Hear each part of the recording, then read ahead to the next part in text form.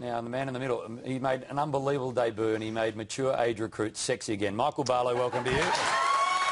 Thanks, Hamish. Good to be here, and really looking forward to having my little mate Hayden Valentine over from the west, so we'll chat to him a bit later on, which will be good for the Freo fans here. He'll be back with a shirt on this morning, I assume? I think I've just seen him. He's got the shirt on, thinking about ripping it off a bit later. Perfect. Mick, you've had a time off with injury. Ross Lyon was asked, with the run ahead for the Dockers, will he rest players? I think we all acknowledge teams do rest players now. Are we in that position? I'm not sure yet. But I wish I'd arrested Luke McFarlane last year.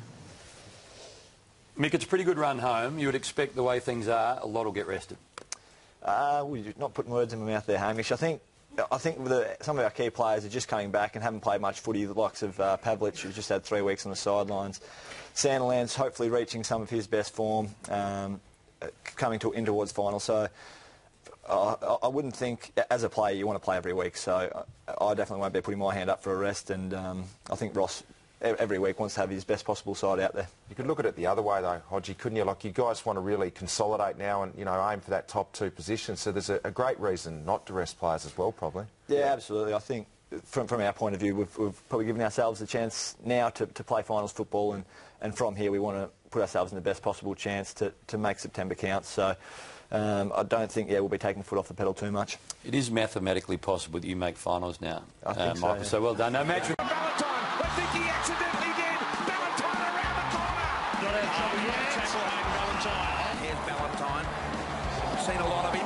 Magnificent kick. Straightening goal. Brilliant. And Valentine changes direction and goes bang. How good was that? Valentine's the target in a one-on-one to the back of the pack. He can seal it. Valentine, the little man. He unloads. 50, 45, closing. Goal. Wowee. Valentine! Welcome back to Game Day last night. Hayden Valentine was simply sensational in every regard. Welcome to you, Hayden. Thanks for having me. First time on Game Day, and probably a good morning to come in. You're in good form in the Yap and in front of goals last night. Yeah, well, to start with, it was a great win from the boys. You know, the great effort they brought to the game, and yeah, very stoked with the win. Not many players have a wing named after them. You've got the Hayden Valentine wing at Mandurah, have you? Yeah, that's at Rushton Park, where I used to play waffle, and yeah, pretty spun out when I went down one day for a game, and there's a big dirty wing. Who donated that to the club down? John Ditchburn, he organised it, so and cheers, your grandmother. You're just slaying me this morning, aren't you, Mick? Grandmother, was it? Yeah. Mickey? Oh, that's the word on the Mandurah streets. All right, let's go to last night before we get to the game. As we know, you are very much an antagonist. Dockers players love you, and you're at your best last night. Walk away, Hayden, walk away. Hayden, walk away. Mark Murphy. Back to Mark Murphy for a kick, you Mark. Leave that. Leave the little jab to yourself, Hayden. Hayden, leave the little jab out of it. Now, we've all heard of Valentine's Day, but what we're thinking of doing is having Valentine's Day Australia-wide, where a day is set aside for 2 hours for the smallest person in the relationship just to annoy the bejesus out of the taller partner. Do you go onto the ground thinking it's a big part of my game, like McEnroe did with the tennis, or does it just happen? No, it just happens. No, I think there's nothing wrong with a bit of friendly banter out there. It goes a bit overboard sometimes, I think, but, you know, if anything I can do to, you know, get on top of my game and maybe get on top of the opposition as well. Who is your most favourite out of the AFL to annoy, nag, punch, just to be yourself? I'll try to do it to you once. You gave me a sharp elbow, so I won't be doing that again. But, no, you know... You don't have a favourite? No, not really. Just whoever's the damaging player, I think, you know, try get in their ears and... Whoever's within 30 metres. Whoever's out there, really, yeah. What did you say to Andrew Walker? We just saw the vision there. You pinged him for holding the ball. Was it just... Do you agree with the umpire that was holding the ball, Andrew? Yeah, that was it, you know. What it was said on the field stays on the field. Right, results last night, under the lights, Saturday night football. Carlton trying to make it into the finals. So into the 8 was their agenda item, and for the Dockers, they're trying to make it top 4, double chance. And the Dockers, Mick, they got the job done. Blues got in front in the third term, big final term from the Dockers, and in the end, Hayden Valentine, Michael Water deadly in front of goal. Yeah, so a really good result for Fremantle last night. Our boys jumped in the top 4. Crowley, as expected, went to Murphy and did a good job on him, shut him right out of the game from go to woe. A bit of a shootout early, 4-3 goals in terms of Fremantle, 7 goals in the first quarter, so it was all happening Half time comes around. Nathan Fyfe, clearly best on the ground till half time with 20 possessions and a lot of clearances. Zach Tui, who I'll touch on in a little bit, was fantastic with 3 goals and sidestepped me a couple of times, so I don't think Ross will be too happy with that come the review Tuesday. Third quarter, 5 goals apiece, and the game was really on the line come the last quarter, and fortunately for us, we kicked away 5-1 in the last quarter. We're able to win the clearances, inside 50 count, 58-42. Nathan Fyfe, 31 possessions. Walters, 4 goals. Hayden Ballantyne, only the 3. Probably could have handballed a couple of them off. But there we are, having a nice little hug at the end. The 3 things I learnt from the game last night, I even have to remind myself that Nate Fyfe is only 21, has a big career ahead of him. The second thing is that Zach Tui is an elite kick, coming from Ireland. It's a real credit to him, finished with 3 goals. And the third thing I learnt is Hayden Ballantyne just has to do something about that ink he has over his heart on his chest. I think it's a picture of Australia there, Hayden, so Yep. we'll see it there. I think you have gone in for some laser therapy, but you're a little bit of a pansy when it comes to that kind of stuff, and couldn't butter up for the second appointment? I butted up for the second. It was just the third appointment that got me.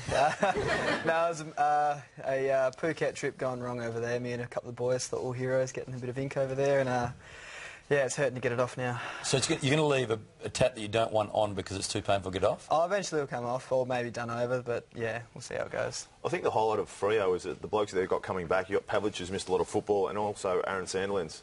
He's only played his 3rd game back, but his fitness is only going to get better, and a bloke who can have that much damage in the ruck and then push forward, you will not have a full-back who wants to man him standing 20 metres out straight in front.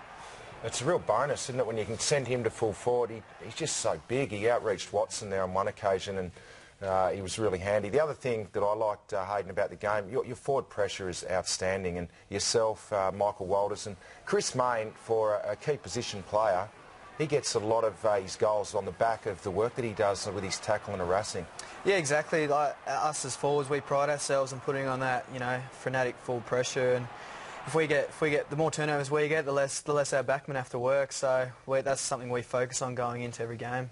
This is Mick. You said Crowley went to Murphy. What did Murphy try and play? Was it more forward or midfield? Yeah, from the first bounce, Murph took him deep to full forward, which I think worked well when Dangerfield had Crowley and kicked a couple early, but Crowley's really grown his game and developed into a player that can play deep last line of defence or half forward on a half back. So he's been fantastic for us, and last night was a real another example of his importance to our group. Yeah, you mentioned Zach Tui in your highlights there, Mick. For an Irishman, he was outstanding. He kicked 3 goals from half back, and he's just the most natural kick of a footy for an Irishman I think we've ever seen. There you go. He just dummies around me there and slots through his first. He absolutely dead-eye dick. He didn't look like missing any of those 3, and a couple from about 55 out. Fantastic skills, and he's a player that not only can shut out an opposition small forward, but really creative for them, and I reckon in years to come he'll be one of those players that oppositions have to put a defensive forward to. Toss a coin, Pierce Hanley or Michael Barlow, who's got the best kick? It's unbelievable, isn't it? Or Zach Tui. Gee. Who did I say? I think Michael Barlow. Sorry, Pierce Hanley, Zach Tui. No. Well, I think Tui's a more natural-looking kick. Hanley gets the job done and probably has more skills in the midfield, but both good players. Talk about the boy from Shepparton. His career has been remarkable since the first day. We speak obviously of the man sitting to your right. This is pre the leg break and post, and seemingly has captured some of his very best form. Yeah, well, he's always got something to say. I'll give him that. He's hard to get the microphone off, but the stats speak for itself. Three Ross Glendinning medals. He's averaging 28 disposals in his first year. It's unbelievable, really. And but he works hard for it, and to come back from such a serious injury is a real credit to Mick. You 100%, Mick? Absolutely, yeah. I've made good note of it. That I did have some issues coming back initially, but probably for the last 14, 15 months now, halfway through last year, I think when I came on the show last year, I just seemed to walk out with an extra skip in my step, and I feel fantastic. Pull up from games really well, and just really looking forward to the next month of footy, leading hopefully into a really good campaign. Tell us about these guys, Mick. Yeah, so we've got Morabito, who obviously much has been made about his knee issues. Luke McFarlane's the one that we're trying to hopefully get a couple of games into before the finals come around. He's very important to us. But on that note, I think the last couple of weeks have really shown the importance of Zach Dawson and Michael Johnson's versatility going to a second forward. Kepler Bradley and John Griffin obviously done for the year, and hopefully we can get some good work into them over the pre-season, and next year they'll be a good asset for us. As you said then, McFarlane's a key. I heard Drew Petrie speaking throughout the week and just saying how McFarlane's the hardest. I think he's played on him 8 or 10 times and kicked 1 or 2 goals. So he's vital for you. Yeah, not too many boys like playing on him in the match simulation at training. They reckon it's not fantastic. But yeah, he's 2 or 3 weeks away with the calf. Had some issues with calves this year, so we're not going to risk him going into the finals. But we definitely want to have him in our best 22 when the whips are cracking. Hey, Hayden, now what was going on last night? You create a bit of attention wherever you go at a footy ground, but you had to call in for the extra security last night, mate, behind the bench. Oh, the first I heard of it was this morning about that, so I actually didn't hear much from the boundary. It's more so you just hear the roar more than anything. But our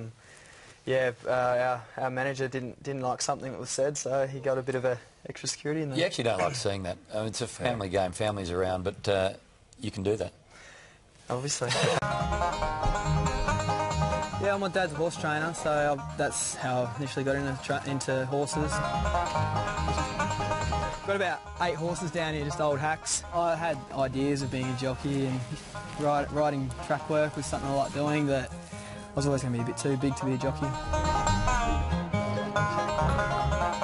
I come out here and no one's out here to annoy me. I can just go out and go for a ride on the motorbike, and I bring my dog Buff out here, and it's good, just get away, go down, talk to the cows. They don't talk back to me, so it's good. Valentine against the big man. Look at that for pure speed.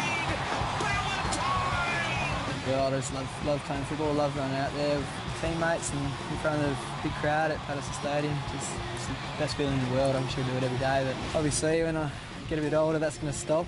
So I'm lucky I've got horses to fall back on. Field to Valentine. Anything could happen here. Valentine kicks the goal. A miracle from the boundary line for the little boy from Mandurah. Life outside of footy for Hayden Valentine. Horses post-footy for you, Hados? Yeah, that's the plan. I've got a property down in Hopeland. Got 60 acres down there, so hopefully train a few horses. I've got an adjustment centre at the moment, so yeah, it's going well at the moment. Hopefully it gets better. We were over in Pinjarra a few weeks ago with BT, and we went to Pinjarra High School, and we got the old discipline book out, and we were looking for Brian Taylor's name just to see how many times he got in trouble at school, but we couldn't find BT's name, but there was one Graham Ballantyne in there every single day for getting up to trouble at school. I thought, it has to be your old man. Yeah, that's the old man. He copped the cane just about every week, he told me, so yeah, he was a bit of an undisciplined child. So it's genetic. It is genetic, yeah. Cheers, Dad. The quest for a forward for the Dockers has been going on for a few years. Matty Pavlich has been unbelievable for a long time. We've put together a bit of a list for targets that you've gone after and perhaps failed with. Is that the area that the recruiters probably look at now? I mean, the midfield's so strong, the back six is unbelievable. A big forward when Pav finally says, I've had enough?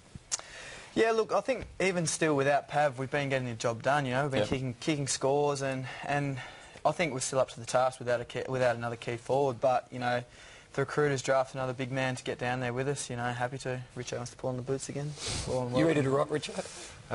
Can you play with one hamstring? Mick, you're in charge of this. You made an unbelievable debut like you did at AFL level, but you've settled in nicely, so we've given you quick hands by yourself with Hayden. All right, I've got 5 for you, Hayden. Quick hands, true or false? You are... Oh, there we go. True or false? You are the biggest pest at the Fremantle Football Club. Well, I'd like to say false, but it's probably true. I'll answer that one for you, true. The best practical joke you've played at the club? Oh, I'd have to say bucket of ice water in the showers. Kepler Bradley hates that one. I think there's a vision of that, but we'll save that vision for the public. We won't get that out today. The best moment outside of your AFL career? Best sporting moment would have to be winning the Perth Cup. Old boy trained the Perth Cup winner last year. Me and Nick Subin own a share in that, so yeah, it's very, very exciting. Hopefully a few winners for myself and you. We've just gone into ownership of one ourselves, so a sprinter though, not a stayer. Will, you got a bub on the way. Will fatherhood mature you on and off the field? Probably not. No, it's a very exciting time, you know, with a little one on the way, very excited, little girl on the way, so yeah, me and Elise are very happy. Last one for you, mate. Tell us something about one of your teammates that the people out there would not know. Kepler Bradley, one of my very good friends, and yours, Mick, he has a dog called Dolce. So I think that's a bit of an average It's the name lighter for a side big of the man, big man, Kepler the big Bradley. balding man. Hopefully he's not watching. It's a Shih Tzu too. Thought I'd better throw that one in. Say that again. A Shih Tzu. Okay. And that is our segment of Quick Hands. Thanks for coming on today, Hayden. Good luck with the tattoo removal and also the rest of the season. Enjoy watching you play. Thanks for having me. Hayden Valentine, one of the Dockers' favourites.